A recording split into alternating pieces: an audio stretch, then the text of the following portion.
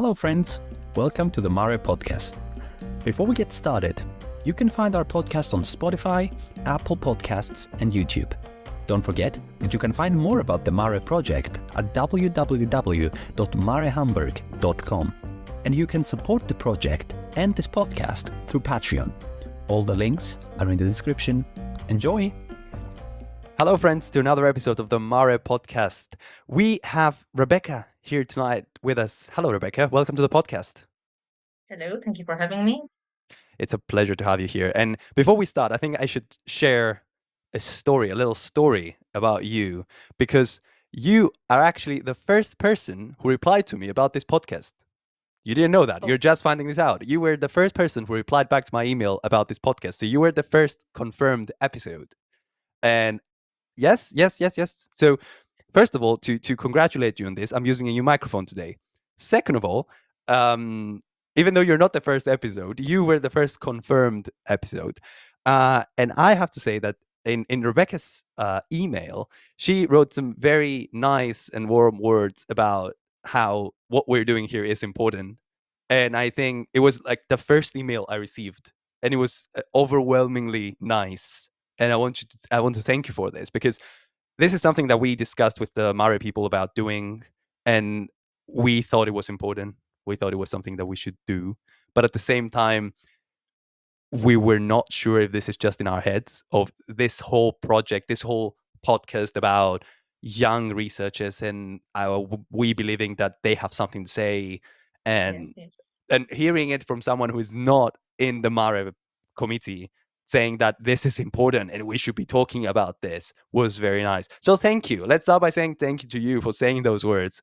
They were very This is nice. nice to hear. This is nice to hear as well, because I didn't know this, so I'm glad that I was able to provide some sort of extra enthusiasm to the process of sort of launching something new. Oh yeah, of course.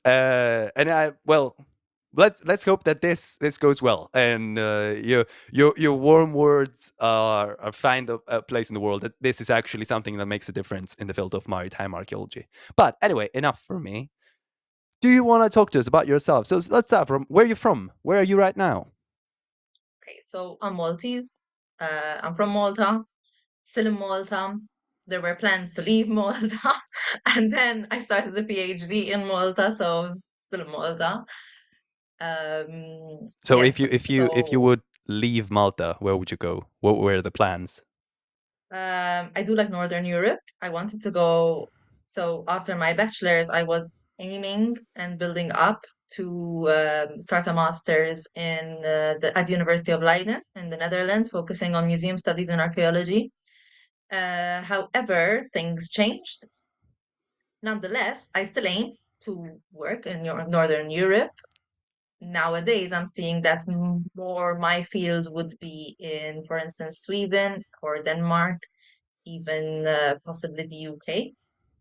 So we'll see what the future holds. I definitely don't want to be on the small island forever, as anyone who's grown up here very well knows. It's a nice island, but when you've been in one place for too long, especially a small place, it gets a bit much. Oh yeah, I get it. As a Cypriot, I get how it is living in a small island all your life and wanting to leave the small island.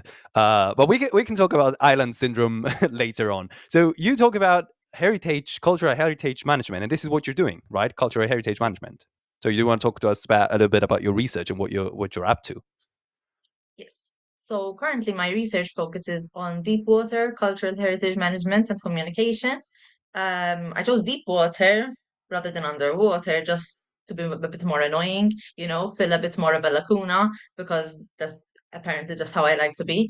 Um, but in reality, a lot of the research that goes for deep water can also be, transplanted to underwater. So I generally say I study underwater cultural heritage management and communication, and I very much emphasize management and communication in tandem, since I really do believe that you can't have a management framework without having a communication framework, and vice versa. So currently, I am building a framework for the creation, management, and communication of deep water archaeological parks in particular. Very lucky here in Malta. I have the case study of the Schlendi Underwater Archaeological Park, which is a deep water archaeological park. And I have been able to learn from this case study, which has been great, as well as use it to compile this framework that I'm discussing in my thesis. And which year of your PhD are you? You towards the end? Yes, I am. So I started my PhD in 2020, just as COVID began. Oh. Um, and it was meant to be a 4-year PhD, so full time, 4 years because I don't have a master's. I kind of skipped that step since the university that I'm from allows for that when you have certain, according to certain conditions.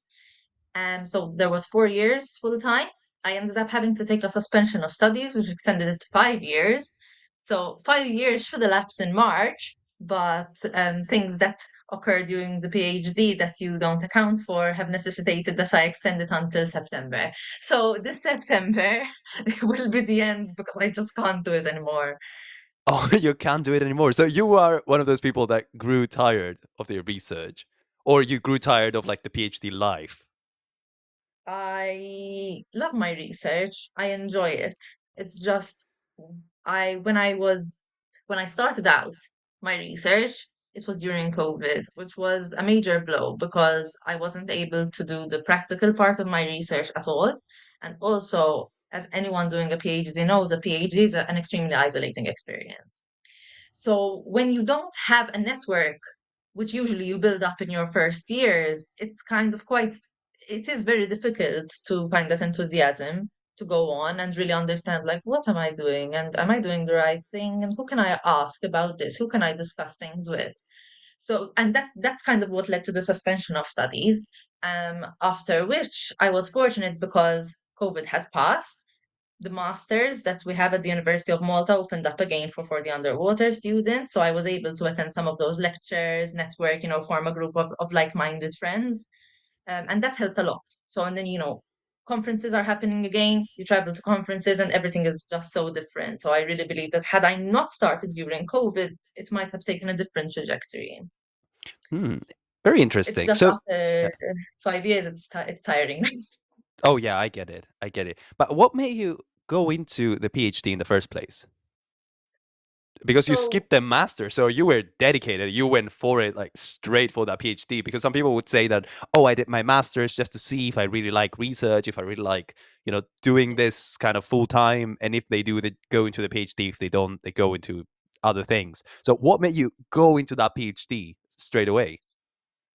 as I said, I was aiming to do a master's in the Netherlands. However, I was approached very soon after, I think it was even before I actually graduated from my bachelor, so around November of 2019.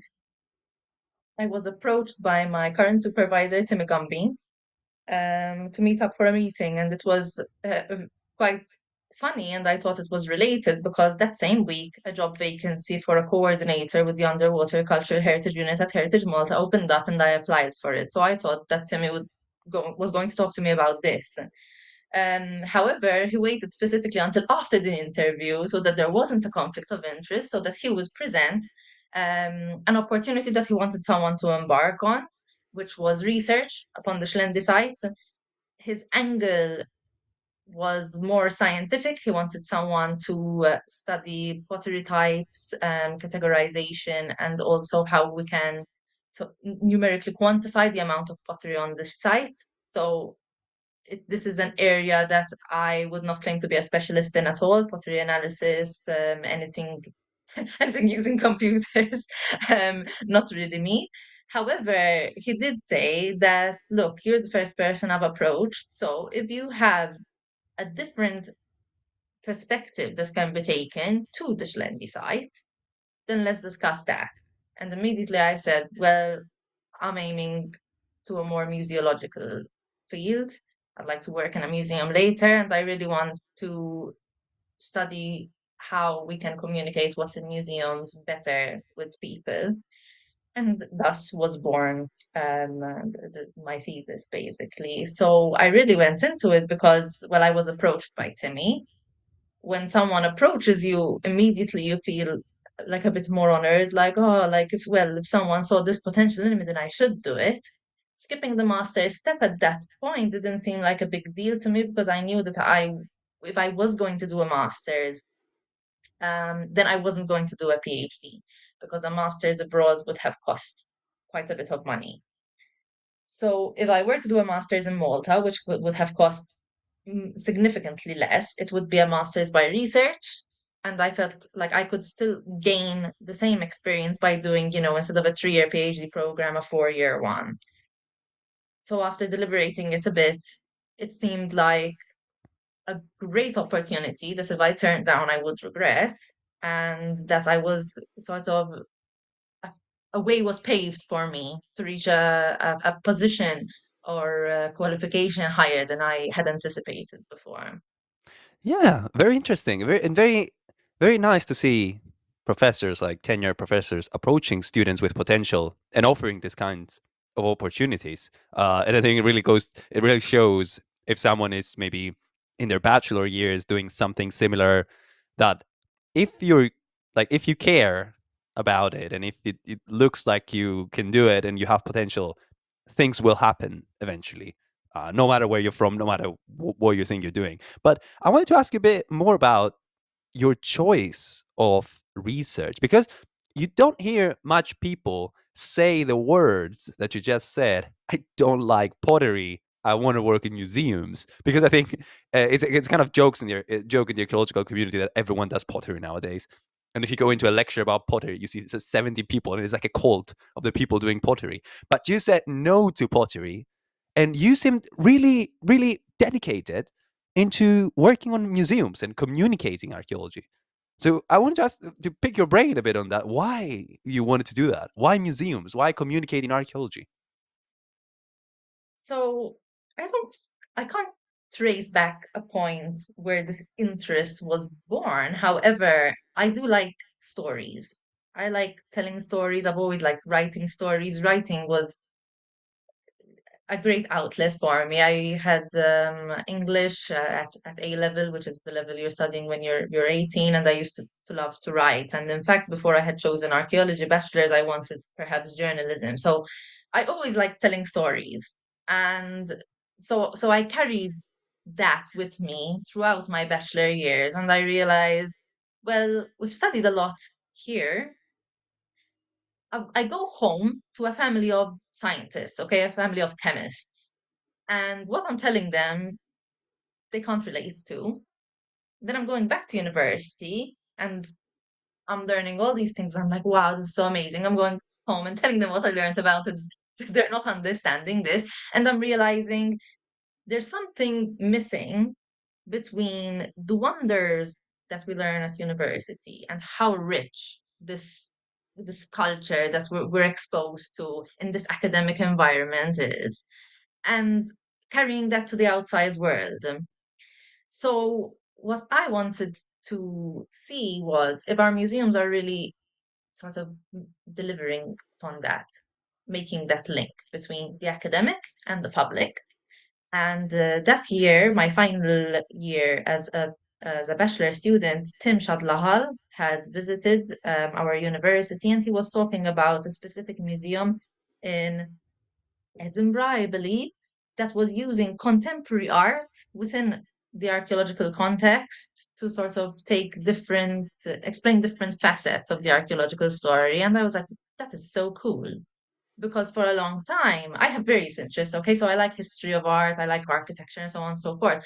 For a long time, I was seeing things very black and white, very like tunnel vision.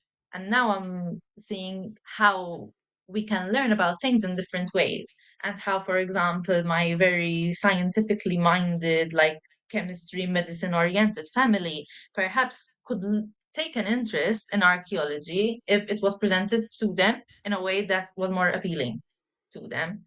um, uh, as a child, I wasn't taken to museums a lot. My parents were not the type, sort of, and they would go abroad. Would go to the science museum, for instance.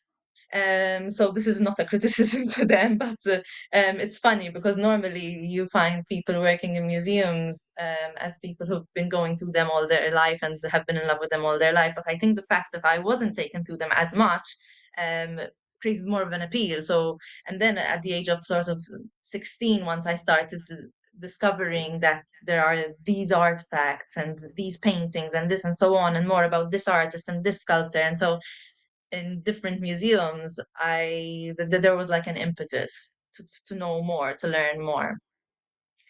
Um, and as I said, I do like filling lacunae. I am that annoying person that kind of wants to see what is in there and try fill it. And I feel like now, over the past 20 years, we've really been seeing on how the museological field can develop and how we can communicate stories better. And so I guess naturally within this environment, I felt like, yeah, I think this is where I'm supposed to be. Lovely, lovely to hear. So, in your country of expertise, which is Malta, I suppose now, do Mhm. you think that the museological culture has improved over the years? Do you see change in museums in Malta, or do you think that they're a bit stale? So I work at Heritage Malta as a museum educator, and I've been working in this position for about 2 years. So I can't really tell you over the long term what I've seen a shift in because it's only been 2 years. Before that, I was working 4 years in monitoring, so I can't really comment on it fully. However, I can tell you that there is a lot of work and a lot of effort being done to create programs for different people with different needs of different ages to attract them to these museums. So it's not only the museum itself and what digital media we're using to communicate things, but also what activities we can create to attract people to the museum, even in a non academic is the wrong word, but like a to make it not seem like an educational venture, for example, as like a leisurely venture. So, for example, in Malta, we have this villa called the Villa Portelli. Um, and now every Sunday it's open to anyone for free who wants to have a picnic there. So I think great strides are being made to transform museums into places that you wouldn't think of them to generally be sort of just places to go and see artifacts and learn about them and leave. I think we're really moving towards how we can have more active participation in museums, how the experience can be more meaningful, like on a personal level. So I think we're definitely taking great steps towards that goal. Oh, yeah. And I mean, for me, it's a very nice experience if you get kind of a personal interaction with the past. And it's not just something that's behind a glass door that I see from afar and I can't touch it when in reality that's my immediate past and that's the material of my predecessor. So I think it's a very nice approach to follow in what you're doing, that what you said about doing picnic in the villa sounds wonderful. I would definitely do it. And I mean, if someone goes to do a picnic, they'll be like, oh, since I'm here, how about I learn about all that stuff that's around me and surrounds me? It's so nice. So I have something came to my mind, and I want to ask you. So let's say, for example, that I am an archaeologist and I want to go to a museum anywhere in the world. It's a stupid question, but what's your favorite museum? Why would you suggest me I go there? So I feel kind of like an imposter saying this because I haven't been in 10 years or more. But the British Museum has always remained in my mind the most wondrous place ever. And I've been there. Honestly, I don't think I was older than 14. And maybe I had been there also a year before that, so I had been there twice in my early teens. It still remains this wondrous place in my mind.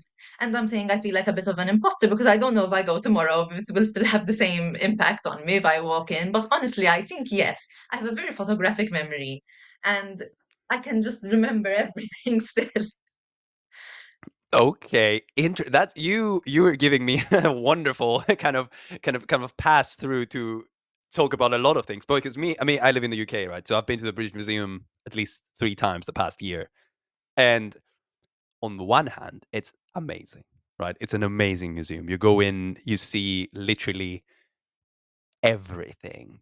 And I don't think, I honestly don't think that you can walk around the British Museum and get enough of everything in a single day. You need a couple of days. That's just my opinion, because I remember the first time I went in, I spent 5 hours in the museum and I still would not reach the Egyptian levels on the like the first floor.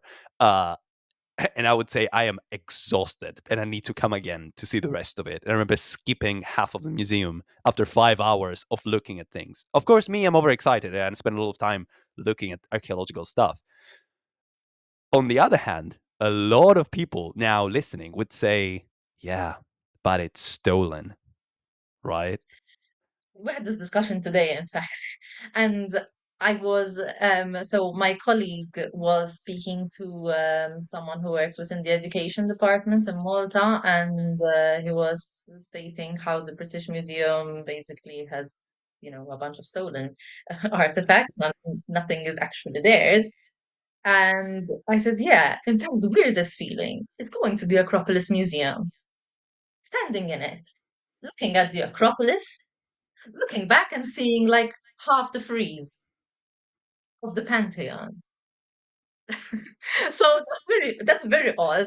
Like I have to say, it's like you're there, you're in Greece, okay? You're in Athens, you're in the Acropolis Museum, you're looking at the Acropolis, you're looking at the Pantheon, or you've seen it earlier that day, and then you're looking behind you, and only half of it is there.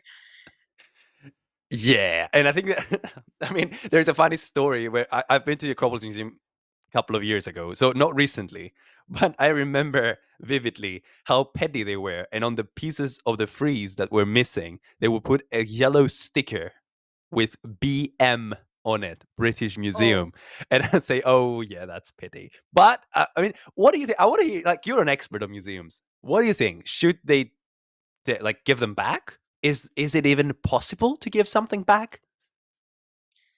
this is such a nitty-gritty, right? Because there are so many protocols when we talk about acquisition and legal acquisitions. So you have that layer of law. For instance, I heard today that if it was acquired during war, then legally those who acquired it have the right to keep it. However, if it was sort of like pillaged in some like raid of the city, then not. So I don't know the specifics of this. Honestly, I haven't looked into this area much at all. However, I can tell you that it's very odd to be in a place some like called the Acropolis Museum, and parts of the Acropolis are missing. That being said, I am aware of the fact that not everyone is going to have the opportunity to visit Athens, to visit Rome, to visit so and so. So there is a certain benefit to the fact that there are pieces of art, artifacts, so on and so forth around the world. I mean, I went to Berlin and I saw the Ishtar Gates. I wouldn't have seen them otherwise. I think if that place can offer the best protection and exposure to the artifact whilst, balancing that protection and preservation with the responsibility to allow access to it, then that should be considered. So, if, for instance, the Acropolis Museum is not going to be able to take in visitors anymore, then I don't think that they should have it back in that case. I think if we had to weigh things out, then definitely there has to be a sort of who can offer the best preservation vis-a-vis access experience that will both honor the artifact and humanity's right to access it. You're right. I mean, your arguments are right, but someone would say that the Acropolis Museum is newer than the British Museum, more modern than the British Museum, so it could offer better protection for the artifacts rather than the British Museum. And I get the argument that some museums, like the British Museum, will give better exposure to the artifacts, but at the same time, I still think that Athens is not kind of a B list destination if you're going for antiquities. Or that's how I feel. Like that it's not like a destination that you won't go. Because if you want to see the Acropolis, you will go to Athens. And Yes. yeah, but at the same time, if someone asks me, do you think they should give them back? I'm like, yeah, but I don't think that it's fair to only give the Acropolis, the Parthenon frieze back, and leave the rest of it behind, right? Precisely. Because if Yes. they give them back, I would say that no, the fair thing to say is to give everything back. But if they give everything back, then nothing will stay in the museum, right? Yes, nothing will stay in the museum, and without coming from a perspective of kind of wanting, things to stay in the British Museum because it's the British Museum, not necessarily should all artifacts be sent back to sporadically end up maybe not even being displayed at all, or not being displayed with their contextual partners, for instance. So something it's not odd, but in Malta we have these two candelabra that were found with inscriptions on them. It's a Phoenician inscription on one and Greek on the other. It's like our Rosetta Stone. Um, and one of the candelabra is in Malta, and the other one is at the Louvre. Right now, I believe, or soon, they should both be here for an exhibition, if I'm not mistaken. And I know that they were together for an exhibition last year somewhere in the east. So that's nice in the sense that you're reuniting them. However, see, like they're twin candelabra. Why are they separate? But it was legally acquired by the Louvre, so you really can't argue that now, can you? I mean, sure, yeah. I think yeah, the situation is very difficult to change. Really, it's as you said, some were illegally acquired, some would say illegally acquired for other uh, material evidence that were carried, and during a time where like there was war in Europe or there was so many things going on, and the last thing people cared about were antiquities. I mean, it's a first world kind of problem that we solved everything else, and we're like, oh yeah, and let's talk about where do we take our antiquities in the museums. And I completely follow that path of thinking. But anyway, let's go back. I think to the underwater maritime world, right? This has been this is a conversation that can go on for hours and hours and hours.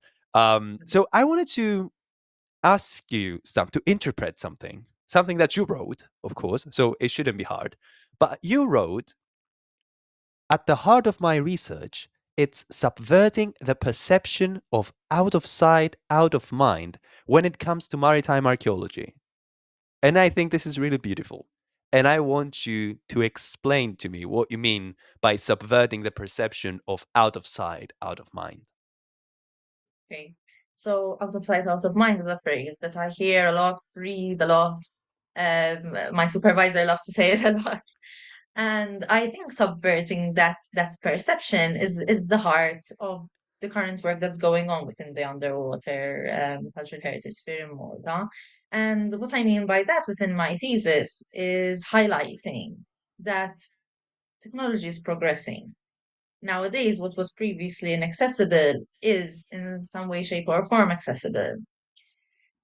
What continues to stay out of sight? So, if we're not going to access something and then share it with the world, it's going to always remain out of mind. In the sense that if I don't know about something, then it's not there. If I don't know about something, I don't care about it. When you need me to care about it, I still won't care about it because it's out of my sight, it's out of my mind. I can't see it, I can't relate to it, it's not tangible to me. Subverting this perception is really important because a lot of people you say underwater, they're like, whoa, like how can I even relate to this? I can't see it, I can't touch it, I can't feel it, I can't smell it. How am I going to experience this? When you do the work, and I want to highlight the importance of doing the work to make underwater cultural heritage accessible to people, you are making an effort not only to sort of deliver, fulfill your duty in delivering that experience, communicate that heritage, but you're also having it form part of their entire experience in life, okay? Contributing to their identity. So what previously they never even knew about, never even saw. Now it's part of their history. It's part of their culture. They're now aware of it. So yeah, it was always there. It was always part of their culture. But if you're not aware of it, if you don't know, if you can't see it, especially if you can't see it, then it doesn't exist. So when and then it comes to, for instance, when you need to finance projects, when you need to safeguard, when you need community support, one cannot pretend that they are going to find it naturally because we have a moral obligation to protect our heritage just because it's heritage and we should protect it. You can't pretend that people are going to care about something that they don't have access to, right? So the same way, I can't have people fund the renovation of my house because they don't have access to that. That's not public. They can't see that. So the same thing with underwater. For a long time, I think, and I think still nowadays, a lot of research goes on. Not I think, a lot of research goes on and nothing ever gets published. We all know this. Or things take 20 years to publish. We all know this. I think the role of heritage managers is to disconnect from the entire experience, of excavating, documenting, and so on and so forth, and figuring out what we've learned from this experience that people can benefit from, so that we can communicate what people can understand. Because for me, it's not important that on the shipwreck you tell me I found this, that, and the other, and an entire catalog of things. It's important that you tell me that we learned this from this shipwreck. It's possible that the ship was coming from here, it was coming into Malta for this reason, it was carrying these people, it sank because of this reason. The story is extremely important. So I think when it comes to subverting perceptions of out of sight, out of mind, I think this is what we need to sort of realize more, that when we communicate, we are contributing to the safeguarding, and we can't assume that people will care about something that they don't know about. Very nice. And I mean, it makes sense if we know about it and we embrace it as our own, then we protect it and we care about it. So I wanted to like tap onto this a bit more and ask about the protection of underwater cultural heritage because I imagine it must be very difficult, especially if it's not something coastal and as you say it's deep water like a shipwreck. How do you monitor that? How do you safeguard that a random group of like I don't know CCR divers with underwater scooters will not come scooping in, grabbing a bunch of things, and then leaving, and no one will realize ever. So how do you protect that? Well, so with deep water, you're in more of a fortunate situation, right? Because everything is what we say below 50 meters, so beyond the typical range of scuba diving. So the amount of people that can access it is significantly less. So you're already at that advantage. Um, People know that sites exist underwater. It's no secret. It's not like you can assume that, oh, but it's 100 meters deep, as if anyone's going to find out. People know. So, for instance, we have the SS Polynesian, which is a shipwreck near the in Valletta, our capital city. It's a ship that wrecked very, very close to Valletta, which was very popularly known as the plate wreck. Why? It had many plates. Many plates were taken home as souvenirs. So, are there many plates today? No, no, not as many as before. Um, so the plate wreck was kind of notorious for this sort of pillaging. With the establishment of the Underwater Cultural Heritage Unit in Malta, a lot has changed because suddenly there were restrictions to visiting these sites. Before, there was no regulation. People could visit it, and technically nothing could happen. Um, Now, there are a number of sites which are under the remit of Heritage Malta. You cannot legally visit them without booking a ticket and going through an entire procedure of having an authorized dive school take you on an authorized boat, which has been approved by Heritage Malta. So there are entire, very detailed procedures that are followed when someone's going to visit the site. Now, we know and the divers know, because this has spread around amongst the community, that the plate wreck is no longer accessible free for all access. You need a ticket. There are wrecks which are publicly accessible. You can go anytime you want. You don't need a ticket. You don't need to tell anyone. But there are those that are not. So this word has spread. So that's already a good thing. But spreading the word's not enough, right? If I spread the words but I don't care about it, makes no difference to me. fostering a good relationship amongst the dive community is going to change the entire situation. So the underwater unit has worked a lot, and Timmy Gambin especially has worked a lot to collaborate and foster a great relationship with local divers. Here we have two main dive clubs, and a lot of the divers do form part of dive clubs, and so working with them, even on our own projects, we get volunteers from them, we collaborate with them to deliver some sort of educational activity, offer excursions, discounts also to our site, so on and so forth. By having that good relationship with the community, you are taking steps to not only prevent any damage to the site, but forming people to safeguard it as well. So people that are assimilating that site with something that they should protect, we're making the effort to have them understand why they should protect it and why now we're no longer allowing them to go to the plate wreck and steal plates from it.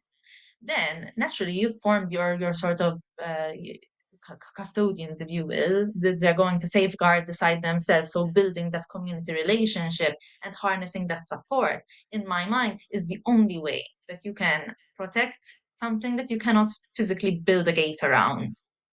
Um, I really believe in this. The basis of the management strategy I propose within my thesis is bottom up, is community.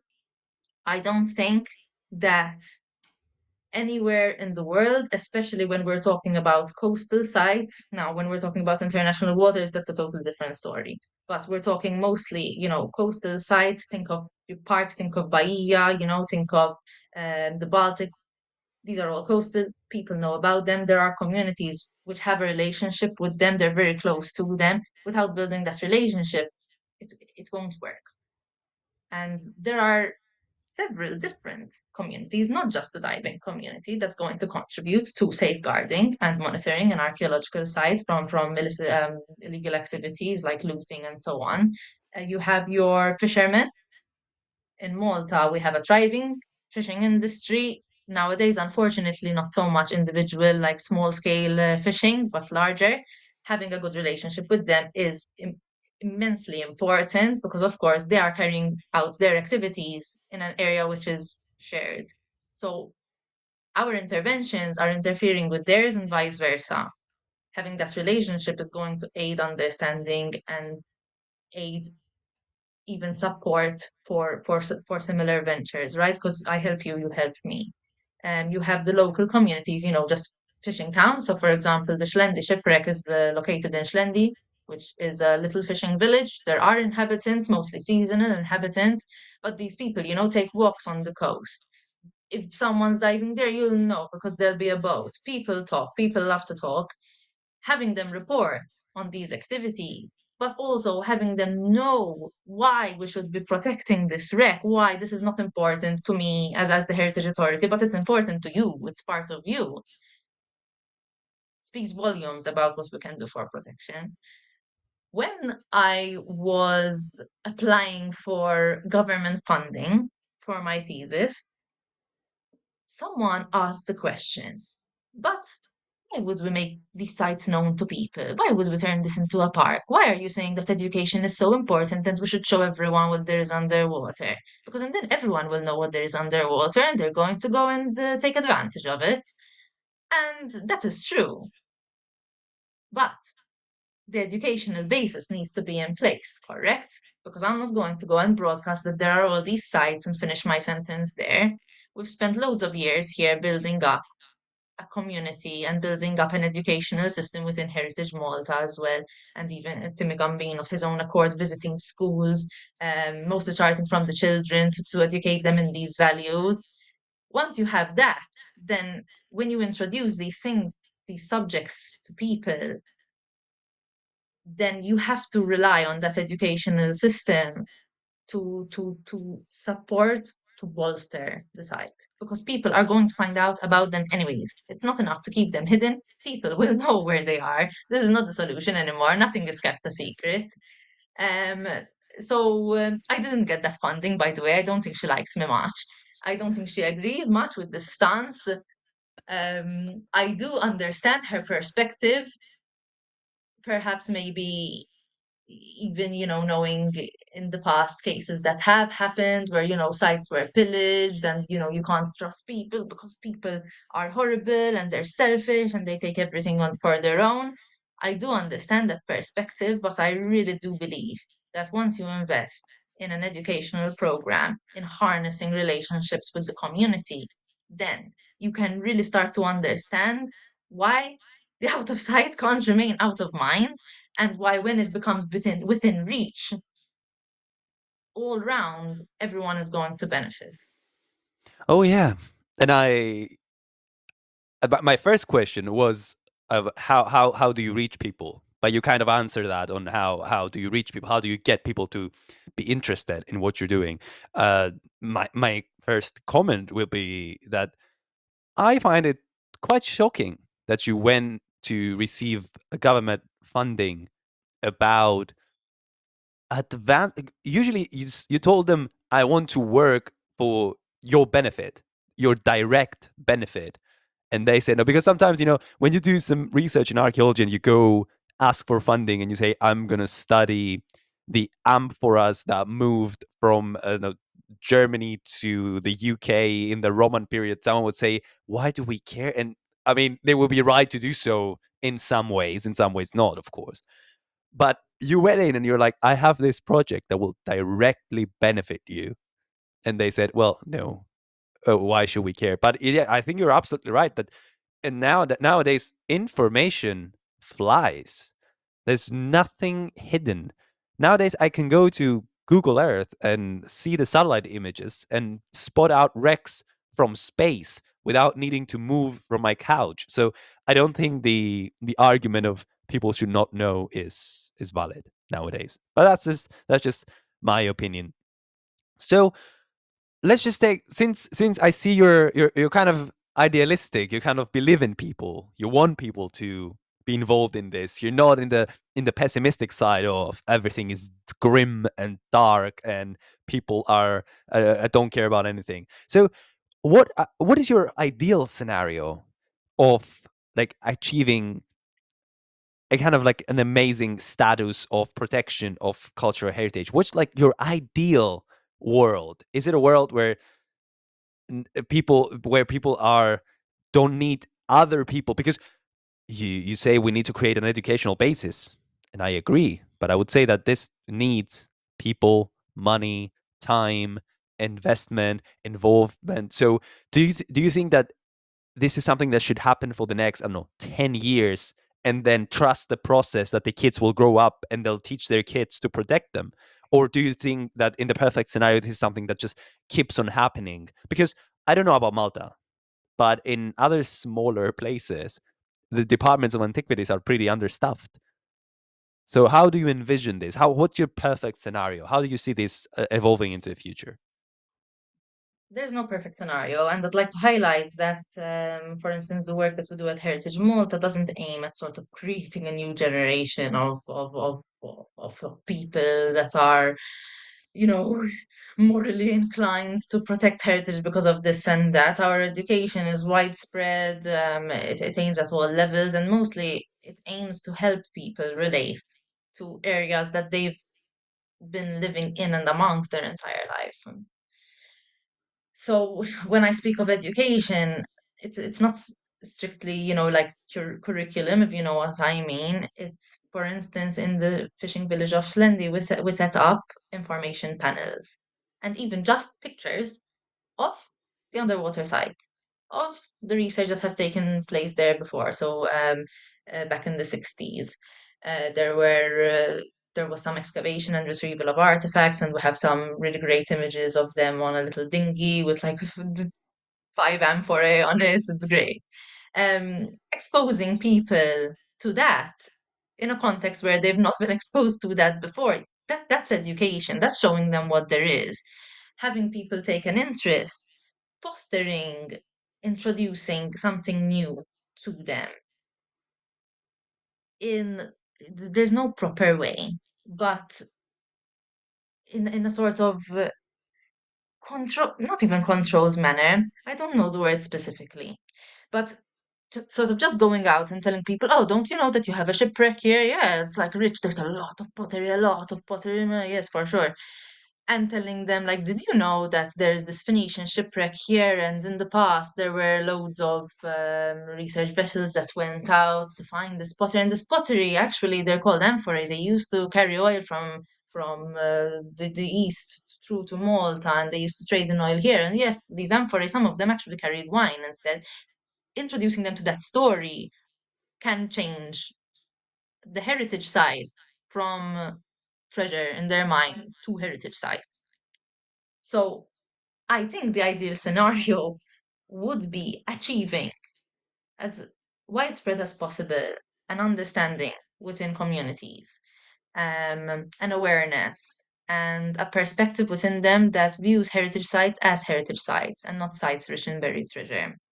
And I think achieving that is only going to happen through exposing them to these things, through offering them different experiences that can help them relate. So, whether it's going to be these billboards I told you about with the pictures, whether it's going to be a physical exhibition, a virtual reality, anything and everything that can reach them in a meaningful way is going to, foster that group of people that is going to aid the agencies, the authorities, in fulfilling the safeguarding mission.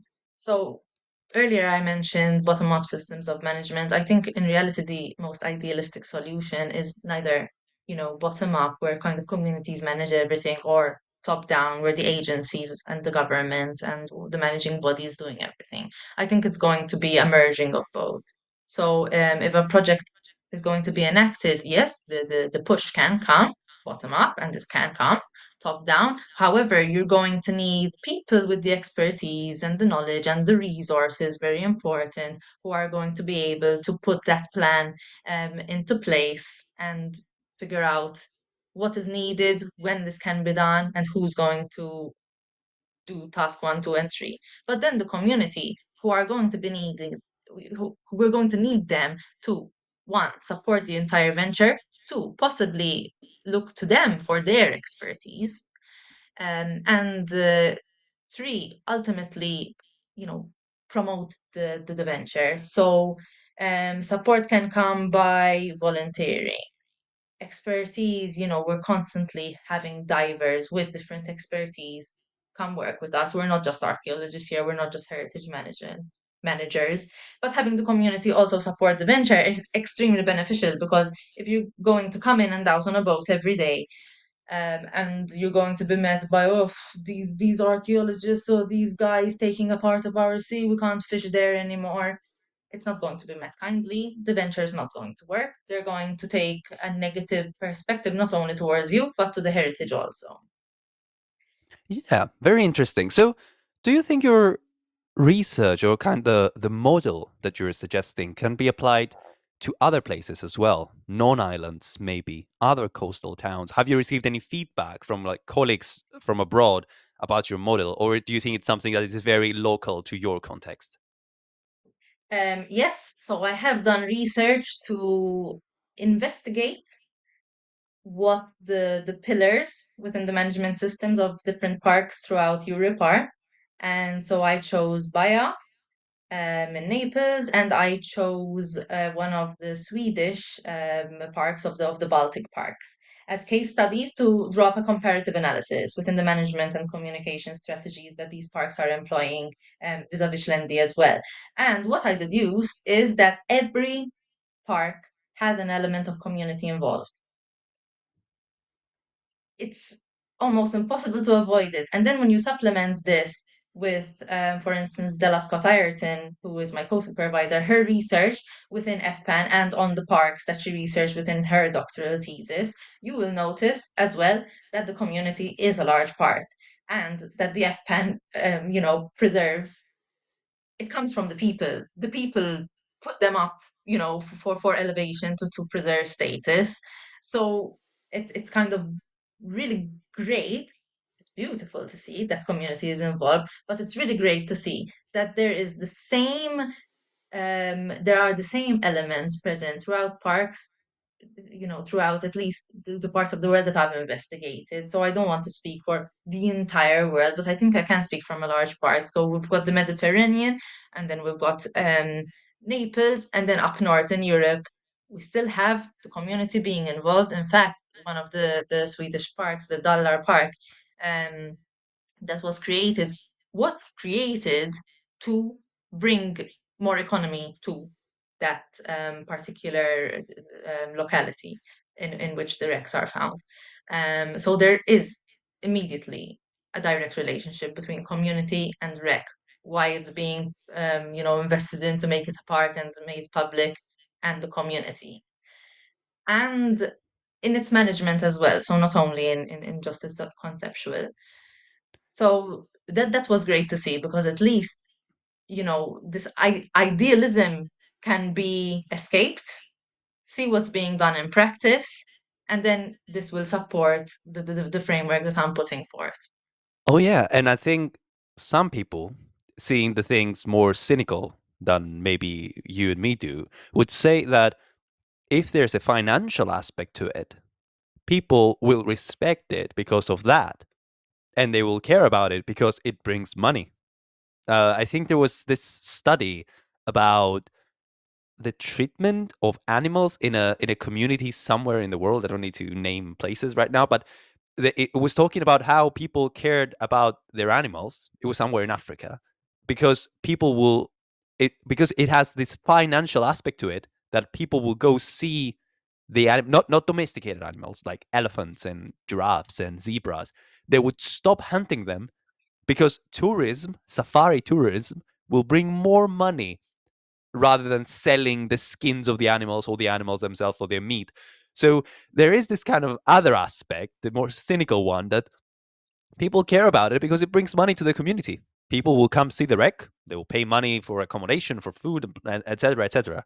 So I think there's also that aspect that you mentioned. And I want to ask, out of ignorance, are there any kind of international agencies or committees that work on underwater cultural heritage specifically? Or I don't know, I think there definitely should be something preserving cultural heritage in general, but is there something about underwater specific? I honestly don't know. So your question is making me think of an entire chapter of my thesis now, Oh, I'm in so sorry. which I'm so in so which sorry. in which I tackle the dirt that exists in defining an archaeological park. And let me tell you why this connects to your question. Because I treat the park within my thesis as the epitome of public access. So when I'm creating a framework, I'm creating it for the creation, management, and communication of a park, because I'm viewing the park as the epitome of public access. So this park is going to be accessible. Park and access synonymous. There does not exist, like ICOMOS has for the definition of what a museum is, there's straight and plain text, this is what a museum is, for archaeological park. You're going to find it, for national park, you might find it even for amusement park, but there doesn't exist a definition of an archaeological park, let alone an underwater archaeological park, let alone a deep water archaeological park. So I think when you ask about if there's someone that specifically takes care of underwater cultural heritage management, well, there are a lot, right? There's Baya, they have a whole team, they have loads of projects surrounding it, but there is no body, and what I mean by like no physical body, um, that's taking care of analyzing and regulating what we mean by an archaeological park and an underwater archaeological park. So there's a lacuna there. The, there is need, I believe, for standardization and regulation in that regard. And then perhaps we can start thinking of like a governing body for underwater archaeological parks that strictly conducts research for underwater archaeological parks, because we have discussed and we have set down guidelines for what an archaeological park is, what it needs, this, and that. The same thing that UNESCO have for their geoparks, for instance. There are geoparks. There are entire documents defining what a geopark is and the criteria and the application process and so many dossiers and so on and so forth. And this brings me to the crux of my thesis. I'm proposing that that we take steps towards having a standardized and regulated definition of underwater archaeological parks and base the process of defining one, creating one, and managing one on the UNESCO Geopark model, because that's an excellent model. It exists. Um, in 2015, ECOMOS met and created the Salala recommendation, which calls for defining what an archaeological park is. So this goes like even more sort of wide wide spectrum than my underwater research, because now we're talking about archaeological parks completely, totally, and entirely. And and then we're filtering it down to underwater parks, then filtering it down again to deep water archaeological parks.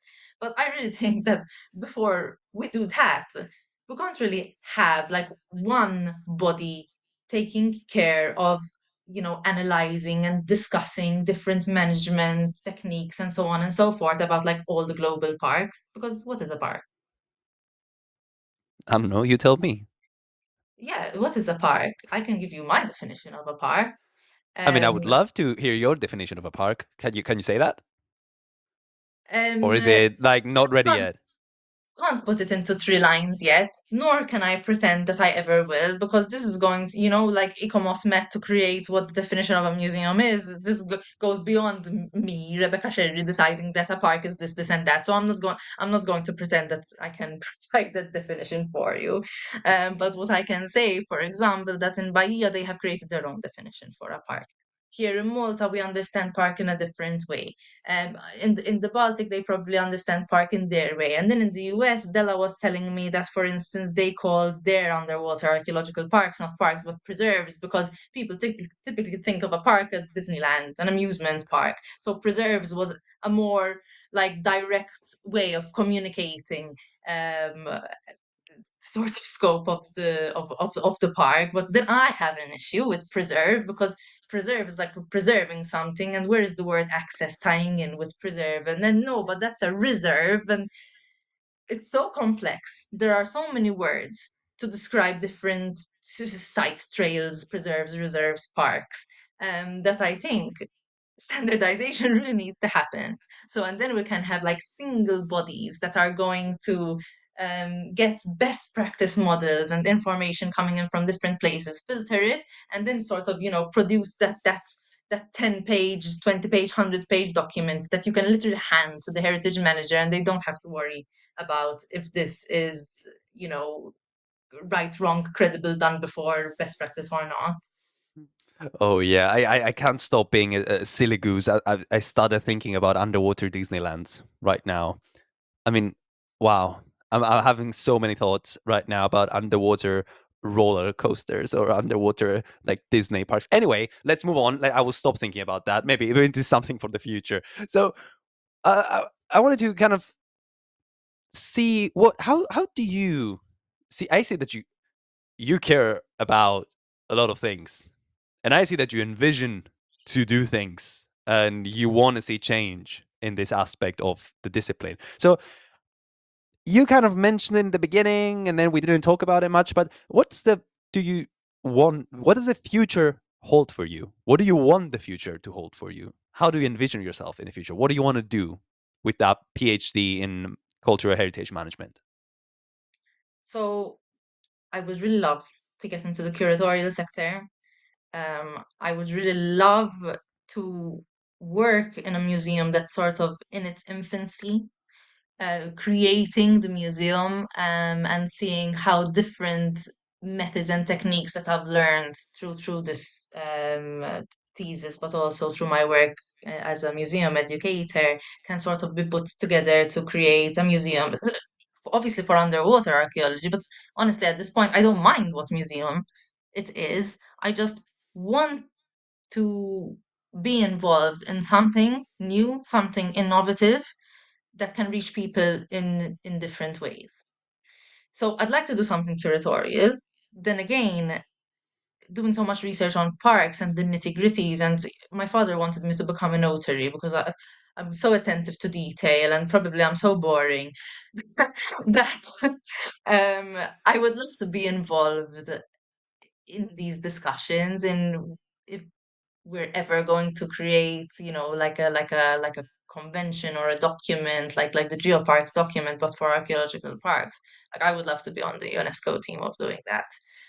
So I think that's like an ultimate goal. That would be like the climax of my career. If that would happen, if that should happen. However, my interests are primarily curatorial. That's lovely, and that's very concrete. You know what you want to do with that degree. You know where the road takes you. So, would you suggest to anyone else to join the field? Do you think it's worth it, or would you like suggest someone who is young, who is thinking about doing a bachelor's in archaeology? Would you advise them to follow this path? Is it worth it? I think with archaeology, um, so not maritime archaeology, right? Let's just say archaeology. Yeah, yeah. In a The bachelor level, things, yeah. yeah, the things that you can do and the specialties that you can sort of branch off in are so diverse, that I would recommend that anyone do it, because even if you're not good at fieldwork, there's a place for you. Even if you don't like pottery much, there's a place for you. Even if you're like a hardcore like scientist, there's a place for you. It's so multifaceted that there's really a place for everyone. And it's funny, it's ironic. I'm not a diver, I don't dive, I've never dived, and yet I'm doing underwater archaeology. Like, it's not even maritime archaeology, it's underwater archaeology.